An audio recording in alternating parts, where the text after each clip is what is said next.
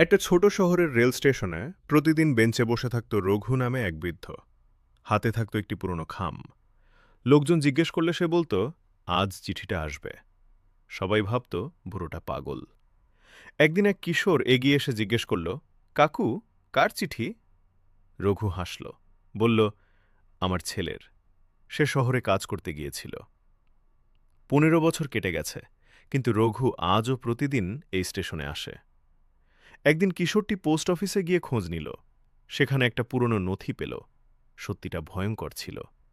রঘুর ছেলে দুর্ঘটনায় মারা গিয়েছিল অনেক বছর আগেই। তার শেষ চিঠিটা কখনো পৌঁছায়নি। কিশোরটি কাঁপতে কাঁপতে চিঠিটা এনে রঘুর হাতে দিল।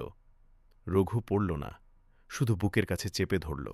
বলল, আমি জানতাম, কিন্তু এই আশাটুকুই আমাকে বাঁচিয়ে রেখেছিল।